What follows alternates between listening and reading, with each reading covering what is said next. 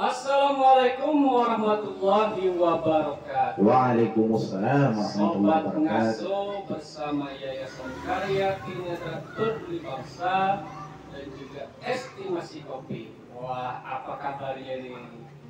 Ini kita masih awal-awal puasa ya, di hari keempat.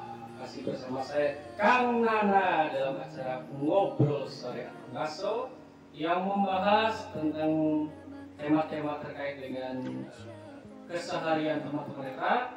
Dan khusus pada bulan Ramadan ini kita akan membahas soal seputar bulan Ramadan, ya, ibadah puasa di bulan Ramadan. Baik, sudah hadir kembali pada hari ini.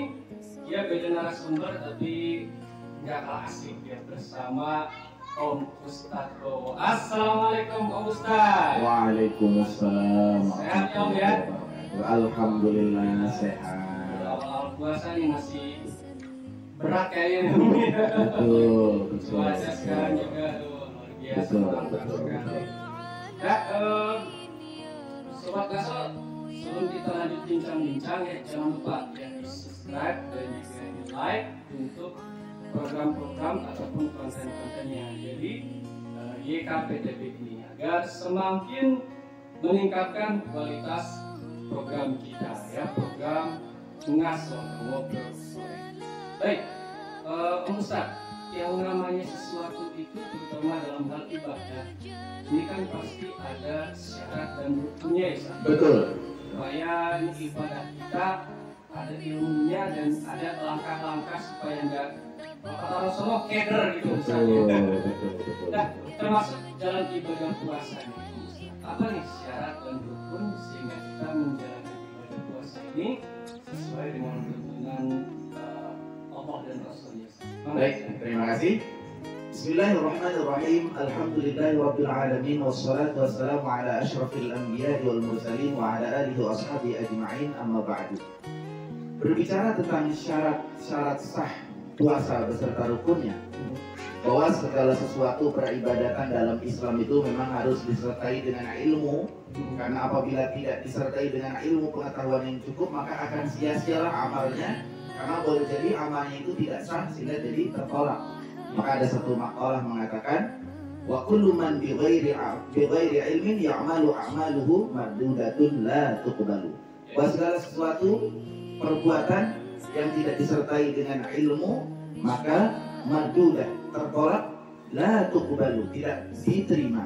Nah, begitu juga berpuasa ini jangan hanya sekedar ikut-ikutan, tapi memang betul-betul harus didasari dengan ilmu, sehingga kita tidak sampai terjerumus kepada hal-hal yang membatalkan atau membuat puasa kita sia-sia, yang akhirnya kita tidak mendapatkan apa-apa, hanya mendapatkan lapar dan haus saja.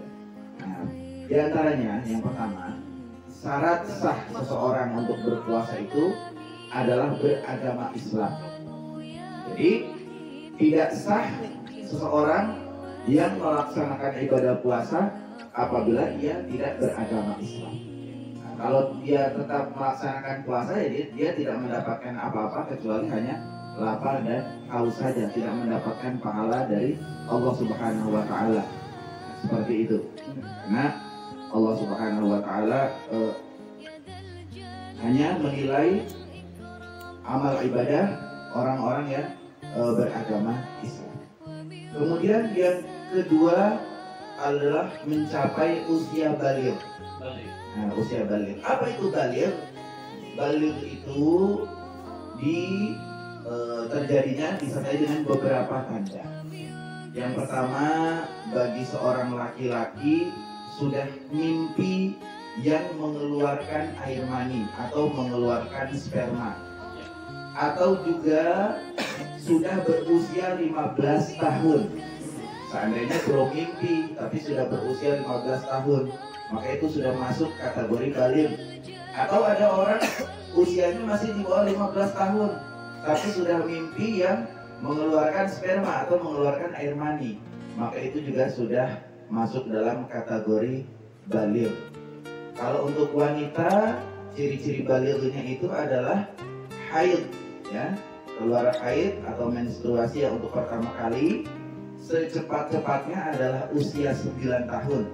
Nah, Karena katanya istri Rasulullah SAW, Bunda Aisyah radhiyallahu anha, itu haid pertama kali usia 9 tahun.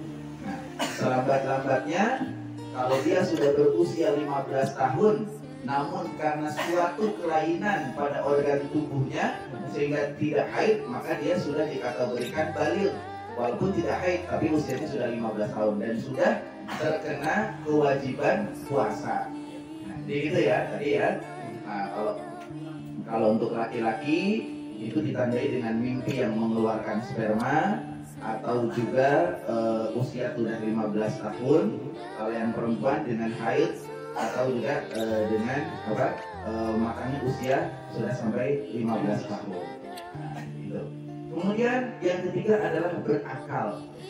Ya, berakal ini adalah tidak gila, ya. Tidak gila dalam keadaan sadar. Oleh karena itu mohon maaf kalau seorang yang melaksanakan ibadah puasa kemudian di tengah-tengah puasa, maaf sekali, terkena penyakit epilepsi atau terkena penyakit ayan, maka batallah ibadah puasanya. Hilang kesadaran hilang kesadaran. Nah, begitu juga orang yang pingsan. Nah, untuk orang yang pingsan ini, para ulama mempunyai beberapa pendapat. Kalau orang yang pingsan sejak terbit fajar hingga terbenam matahari, maka puasanya batal atau tidak sah. Tetapi kalau pingsannya itu hanya beberapa menit atau beberapa jam saja, itu masih bisa dianggap sah. Ada ulama yang berpendapat seperti itu. Nah, jadi tadi pertama beragama Islam, kedua baligh, ketiga berakal, kemudian suci dari haid. Nah, di sini untuk perempuan berarti ya, persyaratan khusus untuk perempuan adalah tidak sedang haid atau tidak sedang nifas. Karena bagi perempuan yang haid dan nifas itu tidak diwajibkan untuk berpuasa seperti itu. Baik. Nah, ini saya ada pertanyaan sedikit. Tadi soal yang terkena ini anggaplah uzur ya, Om ya. Pertanyaan kesalahan ini. Nah, kalau misalnya dia satu sedang puasa, kemudian di tengah-tengah yang disampaikan tadi dia pingsan atau kumat lah istilahnya, tidak sedikit. Nah, ketika dia sadar, ini dengan alasan tertentu apakah boleh lanjut atau boleh dibatalkan? Dibatalkan. Boleh dibatalkan. Dibatalkan, nanti diganti pada hari berikutnya. Tapi puasa sebelumnya itu tetap sah. Hari-hari sebelumnya sah. Tapi untuk hari itu tidak. Tidak, berarti dia tetap harus mengulang ya, Om? Iya, untuk mengulang. Sama seperti orang yang haid kan, misalnya dia punya perhitungan hari ini kayaknya jadwal saya mulai haid, tapi ketika terbit fajar kan dia belum haid kan, nah berarti dia masih punya kewajiban puasa. Nah, nanti tiba-tiba 10 menit menjelang maghrib dia baru haid, berarti kan puasanya batal, puasanya tidak sah. Nah, berarti dia harus mengganti pada bulan yang lain. Tapi tidak boleh karena dia punya perhitungan hari ini jadwal saya haid, lalu dengan seenaknya dia tidak berpuasa sejak pagi, sejak subuh dia sudah tidak berpuasa. Karena boleh jadi pada saat itu sedang terjadi suatu kelainan yang menyebabkan dia hari itu masih memungkinkan untuk melaksanakan ibadah puasa. Jadi harus disertai dengan memang bukti dia kayak gini, Om ya? Iya, jadi memang seperti itu. Baik. Nah, kemudian ini Om, kalau misalnya dia mengganti, misalnya beberapa kali nih Om, batal puasanya istilahnya, ya kayak tadi, itu menggantinya harus berurutan Om, atau memang boleh dijeda-jeda begitu Om? Boleh dijeda-jeda. Boleh dijeda. Sejumlah kapan berapa kali dia batal ya Om? Iya, seperti itu. Baik. Nah, jadi sobat ngaso kita simpulkan bahwa syarat dan rukun puasa tadi diantaranya yang pertama adalah agama Islam. Ini kita sesuai dengan syariat Islam yang berlaku Om ya. Iya. Jadi nanti jangan sampai yang di luar Islam ngomong A, B, C, D misalnya. Ini khusus untuk yang memang beragama Islam. Iya. Nah, yang kedua kemudian baligh ditandai dengan mapannya usia remaja ya. Iya, 15 tahun. Atau ditandai dengan hal-hal fisik. Misalnya untuk perempuan itu datangnya menstruasi. Iya. Atau kalau untuk laki-laki mengalami mimpi yang mengeluarkan sperma atau air mani. Di bahasa Silayom ya. Kemudian berakal dan juga yang terakhir adalah apa namanya? Setelah berakal itu kembali kan tadi itu udah semua ya. Oh iya, berakal tadi ya. Berakal. Nah, ada yang bilang rukunnya belum. Oh iya, rukunnya belum. Itu tadi bagi syaratnya. Syarat ya. Iya, rukunnya tinggal. Bahwa rukun puasa itu yang pertama adalah niat. Yang kedua adalah menahan diri dari hal-hal yang dapat membatalkan puasa sejak terbit fajar hingga terbenam matahari. Secara umum Rasulullah Shallallahu Alaihi Wasallam bersabda dalam hadisnya yang diriwayatkan oleh Imam Bukhari bersumber dari sahabat Umar bin Khattab, "Innamal a'malu binniyat wa innama likulli imri'in ma nawa." Sesungguhnya segala amal perbuatan itu harus disertai dengan niat dan setiap orang akan mendapatkan balasan sesuai dengan apa yang dia niatkan. Jadi amal ibadah apapun harus dilandasi dengan niat. Karena kalau tidak dilandasi dengan niat, dia asal-asalan tidak makan, tidak minum, tidak berhubungan suami istri dari subuh sampai maghrib, tidak dinilai ibadah, tidak dinilai puasa kalau tidak dilandasi dengan niat. Kemudian yang kedua, yang lebih spesifik lagi, Rasulullah SAW mengatakan, "Malam yubayyitis siyama fala siyamalah." Barang siapa yang tidak berniat puasa sejak malam hari, maka tidak ada puasa baginya. Artinya, kalau ibadah-ibadah yang lain niatnya itu harus dikerjakan bersamaan dengan ibadah tersebut. Sholat, niatnya ketika takbiratul ihram. Nah, ketika sebelum sholat langsung berniat. Tapi kalau puasa itu niatnya harus diniatkan sejak malam hari. Kenapa? Karena kalau kita niat puasa itu ketika terbit fajar itu sangat sulit.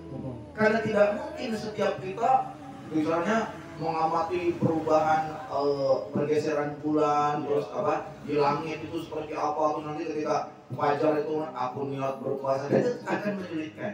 Nah, agama ini mudah, memberikan kemudahan, maka untuk niat puasa itu boleh dilaksanakan sejak malam hari.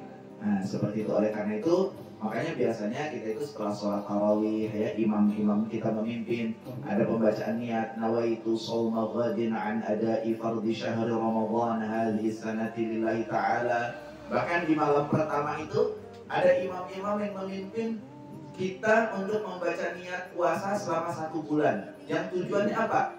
Kalau di malam-malam tertentu kita lupa untuk berniat, kita sudah niat di malam pertama itu untuk niat melaksanakan ibadah puasa selama 1 bulan penuh. Tapi tetap setiap malam kita harus berniat. Dan niat itu letaknya di hati, bukan di lidah. Pembacaan nawaitu shauma ghadin dan selanjutnya itu hanya untuk memperkuat, memantapkan tekad kita. Nah, seperti itu. Adapun niat yang sesungguhnya itu adalah pekerjaan hati. Nah, seperti itu. Rukun puasa ada 2, yaitu pertama niat, yang kedua menahan diri dari hal-hal yang dapat membatalkan puasa sejak terbit fajar hingga terbenamnya matahari. Seperti itu. Semoga ini sudah dibekali dengan syarat dan rukun puasa. Ibadah puasa kita ini selama 1 bulan ke depan sudah mempunyai bekal yang cukup dan sudah ada ilmunya ya. Jadi setiap aktivitas puasa kita ini dinilai pahala oleh Allah Subhanahu wa taala. Amin ya rabbal alamin. Baik, sobat ngasob, dimanapun berada, ini di sini sebentar lagi sudah mau azan maghrib. Nah, dan saya dan Om Ustadz ini juga sepertinya sudah mau disuguhkan bahan buka nih Om. Sudah iya. Kosrek-kosrek di sana Om ya. Baik teman-teman, jangan lupa saksikan terus kajian kita atau ngaso ngobrol sore kita di setiap menjelang berbuka puasa di channel Yayasan Karya Tunanetra Peduli Bangsa. Dan jangan lupa di like dan juga di subscribe. Semoga bermanfaat. Saya Kang Nana dan Om Ustadz pamit. Wassalamualaikum warahmatullahi wabarakatuh. Waalaikumsalam warahmatullahi wabarakatuh.